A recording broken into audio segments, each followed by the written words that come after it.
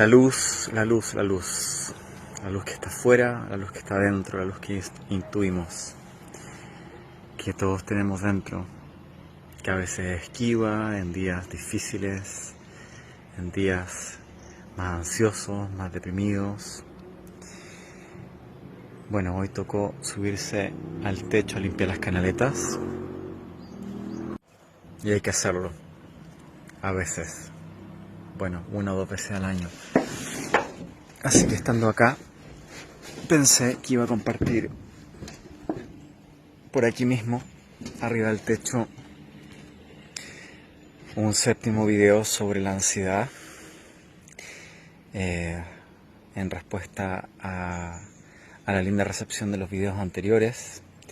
Voy a hacer un par de videos más y en los últimos videos me centré bastante en el aspecto relacional, los estilos de apego. Revisamos 4 estilos de apego, algunas posibles influencias de esos estilos en el presente y cómo se relacionan con nuestra ansiedad.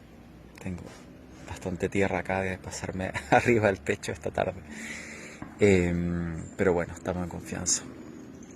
Psicología con barro en los brazos, así es la cosa. Y había dicho que me iba a centrar en próximos videos en cómo ir utilizando algunas prácticas para irnos ayudando a sanar esas heridas y esas vulnerabilidades derivadas de nuestras influencias históricas que nos han dejado vulnerables a ciertas dinámicas y nos generan ansiedad al proyectar nuestros peores temores en nuestra vida actual. Y cuando hablo de práctica, me refiero no solamente a ejercicios tipo meditación que podemos hacer por nuestra cuenta, utilizando o no audios que nos pueden ayudar en ese proceso, sino que también me refiero a cosas que podemos ir haciendo en nuestra vida cotidiana, diaria. Y en ese ámbito cotidiano, un concepto que me parece útil es el de los 3 flujos de la compasión.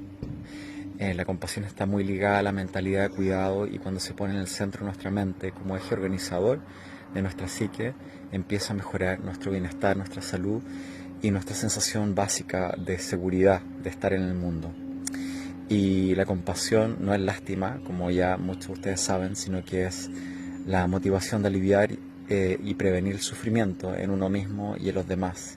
Y la compasión como flujo va en 3 direcciones: de mí hacia otros, de mí hacia mí mismo o autocompasión, y de otros hacia mí, el aprender a pedir y a recibir apoyo y compasión de otros. Y los 3 flujos son muy importantes para ir creando y cultivando una vida más compasiva, una cultura más compasiva, y sentirnos un poco más anclados en el mundo.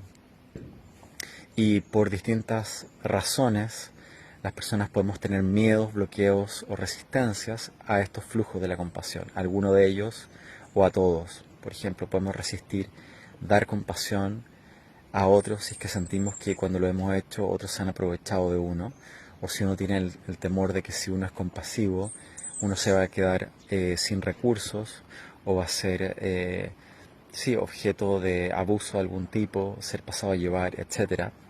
Uno puede tener miedo o bloqueo a ser autocompasivo si es que uno cree que ser autocompasivo es soltar las propias metas, es el quedarse estancado o inmóvil en la vida, o el no querer seguir avanzando, o el que uno vaya a bajar los propios estándares en la vida. O bien uno puede tener miedo a la autocompasión, pensando que si uno es autocompasivo, quizás con qué me voy a encontrar, con qué tipo de dolores me voy a encontrar adentro, y eso me puede dar miedo. Y también puedo tener dificultades para ser autocompasivo por creer que no lo merezco. Y esto, aunque suene extremo, en realidad no lo es. Muchas personas podemos sentirnos muchas veces en la vida no merecedores de nuestra compasión. Voy a sentar. Esas son algunas razones por las cuales las personas podemos tener miedo a la autocompasión, y también uno puede tener miedo y bloqueo y resistencia a recibir compasión de otros. ¿Por qué?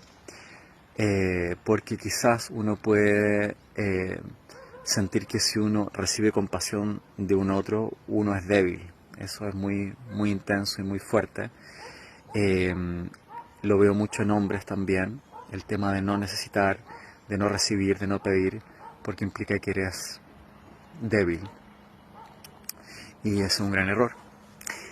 También podemos tener miedo a recibir compasión por miedo a volvernos dependientes del apoyo de otros. Podemos tener miedo a pedir o a recibir de otros pensando en que los demás van a creer que no somos capaces, de que somos incompetentes, de que somos débiles. En fin, pueden haber muchas barreras, bloqueos, resistencias a la compasión en todas las direcciones, como podemos ver. Y parte del sentirnos un poco más anclados en la vida tiene que ver con aprender a exponernos gradualmente a aquello que nos puede dar un poco de susto, pero que nos puede hacer bien. Y Paul Gilbert siempre dice, bueno, hay que aprender a nadar en la parte baja de la piscina. Y eso significa empezar a exponerte en los lugares que te asustan menos. Por ejemplo, aprender a pedir a quienes puedan ser más cercanos y que te parezca más seguro pedir. Empezar a tener algunos gestos autocompasivos, partiendo por cositas muy pequeñas, como tomar agua cuando tienes sed, como ir al baño cuando tienes ganas de ir al baño, como poder descansar y poder soltar la sensación de tensión y autoexigencia que te puede tener atrapado. Estoy mirando para acá porque está muy linda la luz, la voy a compartir un momento y luego sigo. Un momento de, de parar la cháchara y apreciar este solcito otoñal que se empieza a hacer un poco más escaso en estas latitudes.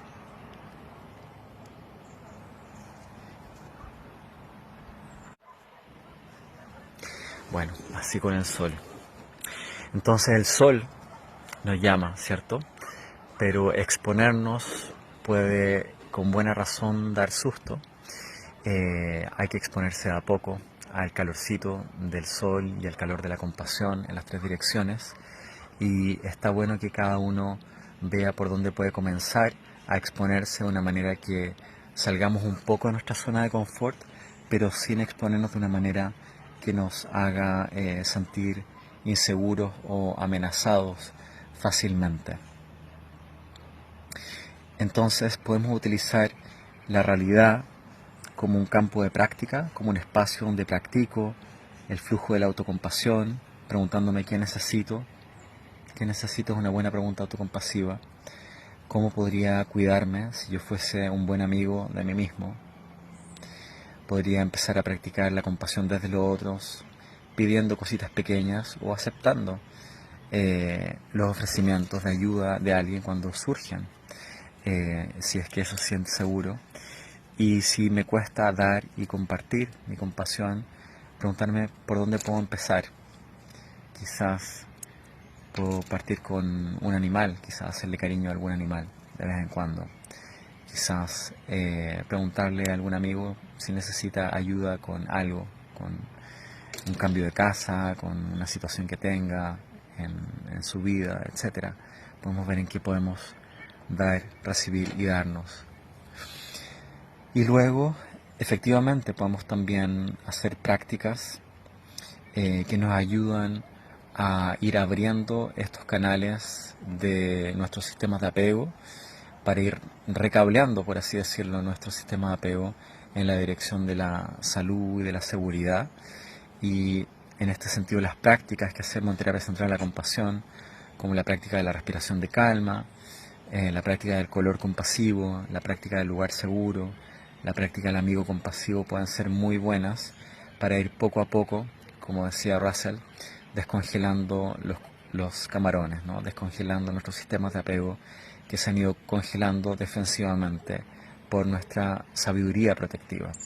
Entonces irnos exponiendo poco a poco a esas prácticas, y si resultan muy gatillantes, simplemente hacer menos tiempo o bajar la intensidad con la cual traigo a mi mente las imágenes que evocan estas prácticas.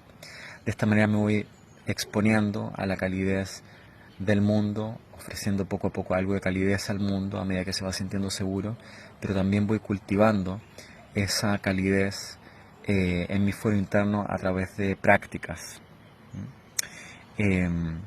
Y también, ya más desde el mundo de la espiritualidad y las prácticas budistas en particular, pero se aplica a distintas tradiciones, también hay prácticas que trabajan con arquetipos reparadores de las figuras de apego. No es casualidad que muchas tradiciones espirituales y religiosas tengan la figura del Padre, ¿no? De Dios Padre, por ejemplo, o de la Madre Virgen.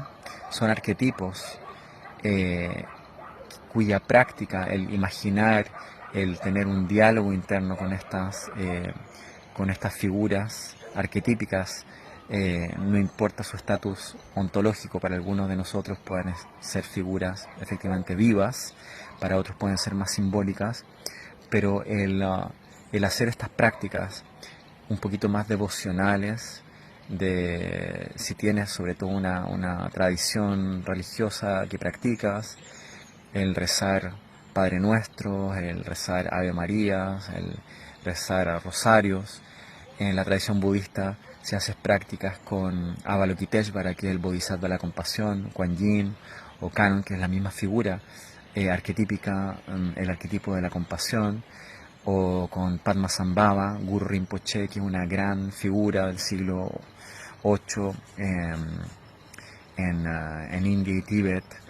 Es ese tipo de oraciones que desde una mirada más occidental menospreciamos a veces como fábulas, como mitos, como cosas para gente que no es muy sofisticada intelectualmente. En realidad tienen una tremenda potencia simbólica para ir sanando también nuestro corazón poco a poco a través de ese tipo de prácticas. Sobre todo si tienes apertura y afinidad con ese tipo de prácticas devocionales, grandísimo, muy muy útil. Hay cantos devocionales, hay oraciones devocionales, hay prácticas de toma de refugio. Entre las prácticas guiadas en mi página tengo una práctica del árbol de refugio. Voy a dejar un link a eso y el link a las prácticas de terapia central de la compasión que estoy mencionando en este video, que pueden ser de ayuda. Sí, entonces de esa manera hay prácticas más relacionales que podemos hacer con otros, concretos, reales. Hay prácticas más psicológicas y vinculadas a mi relación con mi propia mente.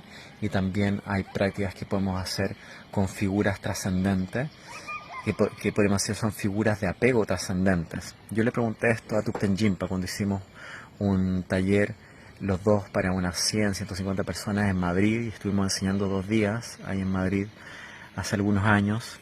Le pregunté si la práctica, por ejemplo, de Guru Yoga o de visualización de las deidades como Tara, Avalokiteshvara, podían ser estrategias tradicionales en la tradición budista para ir sanando los estilos de apego de las personas. Y a él le pareció una buena idea, le pareció plausible que una de las funciones que cumplen esas prácticas, en las cuales uno visualiza a un gurú o una figura arquetípica como un Buda, un Bodhisattva, puede servir también para ir sanando los sistemas de apego en las personas. Y creo que cuando vamos sanando los sistemas de apego y vamos sintiéndonos un poco más seguros, contentos y conectados en la vida, eso da la base para ir abriendo la conciencia a la sabiduría no dual, ¿no? Que es hacia donde apuntan muchas de las tradiciones de sabiduría. En fin, este videito de techo está quedando largo, así que voy a dejarlo hasta acá a ver si lo logra subir el Instagram con la poca conexión que tengo por acá. Y nada, espero que algunas de estas ideas sean de ayuda y voy a dejar algunos recursos por aquí. Eso, un abrazo, y aquí que están cantando los Keltewes, voy a mostrar una vez más el sol antes de cerrar.